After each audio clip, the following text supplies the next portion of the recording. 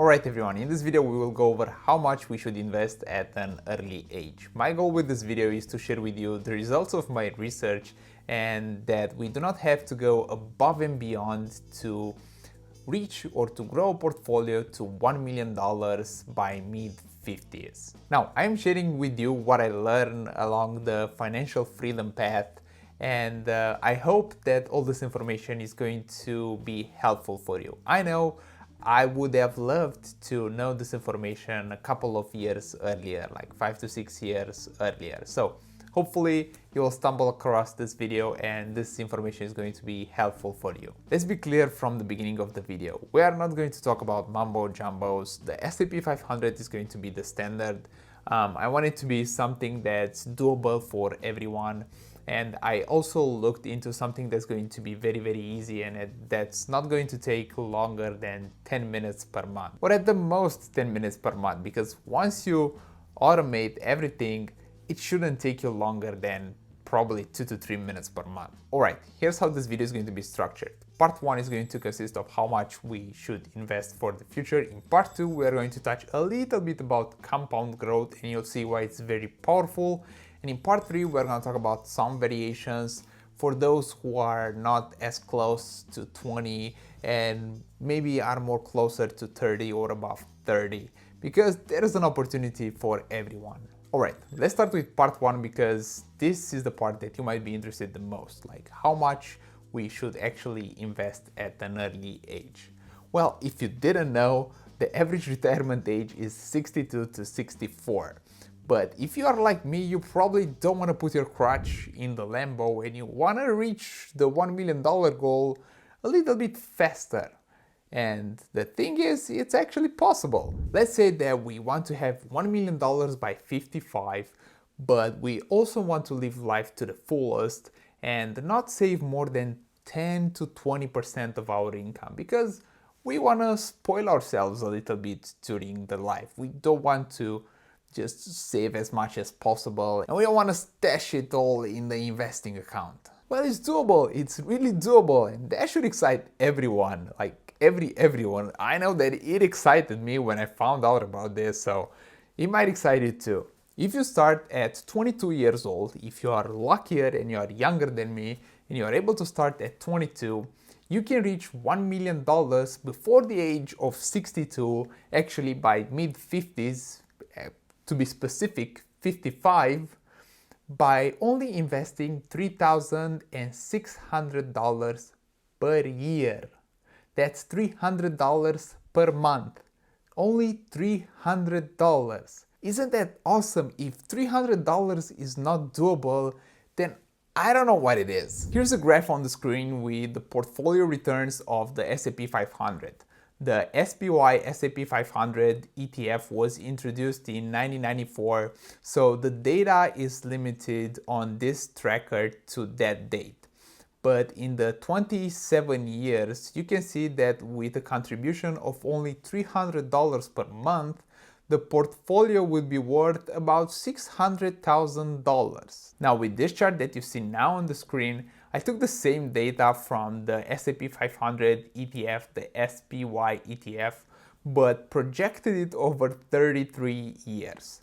Just to confirm with you, if I put 27 years, the portfolio would be worth as much as on the other graph. Now, in 33 years, fireworks please, we have $1 million in our investing portfolio.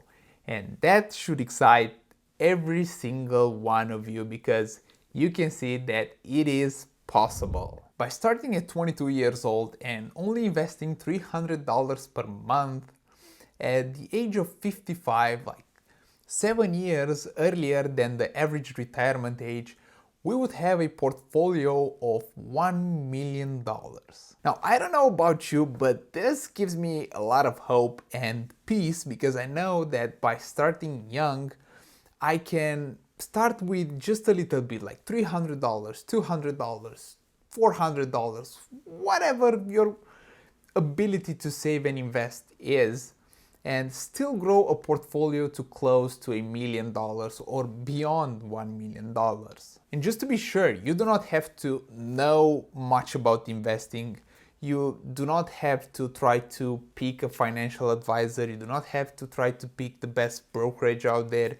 You don't have to do crazy stuff. All you need to do is to plow money in the S&P 500 index, either by State Street or by Vanguard, because those two are the cheapest ones that have the lowest expense ratio, and you are set. I mean, I don't know about you, but this is a very viable option without much work. Now let's move on to part 2 and have a brief crash course on compound interest and the power of compound growth. The purpose of this section is to share with you why, with such little contribution every single month, like $300 or $400 depending on your situation, or more, whatever, the money can grow so much over a longer period of time. So compound interest represents earnings on both our original investment and any interest and dividends our investment earns. That means that we can earn interest on interest we've already earned, multiplying it exponentially.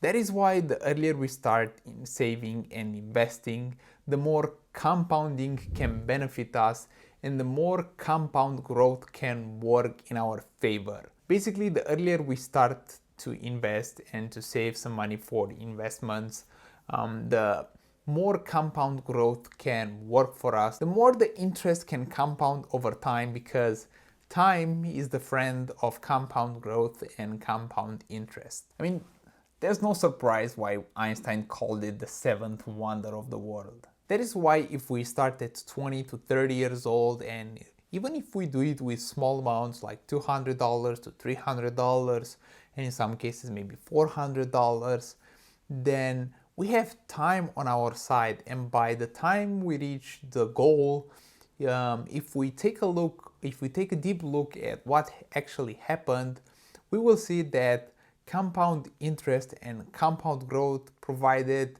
half or more of our portfolio, because money compounds on money, and the money compounds again on the original money and the compounded money, and that's pretty much how it works. So to sum this up in one simple sentence, the earlier we start, the cheaper it's going to be to get to our goal. Let's move on to part 3 and talk about some variations, because, well, you might be over 22 or you might be close to 30 and you might still want to get the same benefits by 55, or you might want a slight variation but still reach your $1 million goal. And again, you might still want it by not going above and beyond and saving a ton of money, and also you do not want to do anything extra and still use the S&P 500. Those are the assumptions. I was directly interested in this because, well, I'm over 22. I'm close to 27, and I wanted to know if I could still do it if I tweaked some of the things. So I found out that I can still do it, but the effort is going to be a little bit more pronounced in my case, for example, because I either have to come up with more upfront capital or I have to invest a little bit more to be able to reach the goal by 55 and still have the $1 million. But not by much, so I hope you did not click out yet. Every year I did not contribute after 22, I have to contribute an additional $40. So, for example, if you are 23, you have to go from $300 per month to $340 per month. If you are 24, you have to go to $380. If you are 25, you have to go to $420, 26, $480, and 27, $520 per month. That's the price that I have to pay because I start at a later moment. And that's why I wanted to share this thing with you, because if you are younger than me, then you can use those benefits and only invest a tiny amount.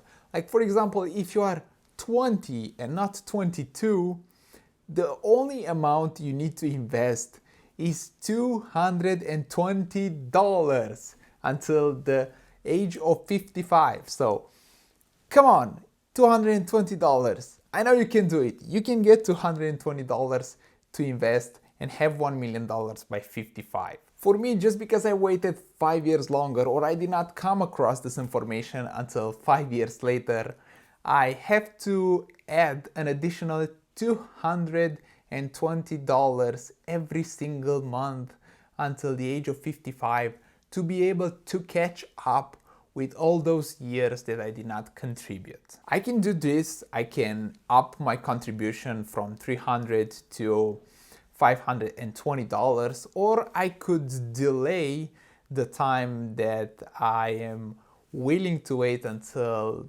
quote-unquote retirement, or until I hit my goal of $1 million by a couple of years. I can also do, and you can also do, because you can use the same strategies, a combination of both. You can up the contribution a little bit, maybe from 300 to 380, which will basically cut 2 years away, and wait an additional 2 years from 55 to 57 and still get to the same goal without going above and beyond and saving more than 10 to 20% of your income. The point is, there are many options that we can use. There are many options that we can implement to get to the same goal, to get to the finish line, to get to the $1 million mark, because I know the $1 million mark is a goal for many people, and that's why I chose that one. I mean, it's a goal for me too. Why would I hide around the curtain? So there are many ways in which we can reach the goal. Of course, there are other tactics. You can save more, invest more, you can do a bunch of other stuff, but I wanted to focus on something that's simple, that's easy, and that's not going to be very difficult for a lot of people. And the awesome part is that we can automate everything with our bank account and our investment account. We can have a certain date, maybe after we receive our salary, and have a direct deposit, an automatic direct deposit from our bank account to our investing account, and then have the money automatically be invested in the S&P 500 index. And that's pretty much it. Basically, you do not have to lift, or we do not have to lift a finger whenever we do this. And we just have to check like 2 minutes, 3 minutes every single month if things went through, if the deposit went from the bank account to the investment account and then into the ETF. And we're pretty much done with it for that month. And then we just do the same thing the next month. And then we just look at how our investment portfolio is going to grow over time. So here it is. This is the strategy that we can all use. That's not going to be very intrusive on our income with the savings.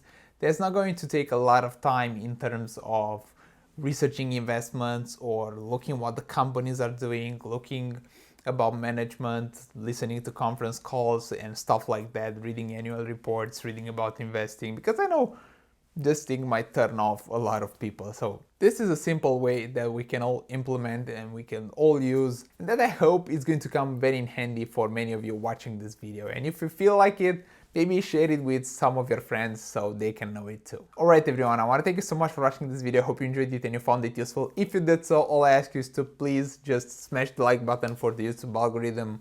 Apparently the YouTube algorithm loves the like button to be smashed or turned blue, or however you want to say it or call it.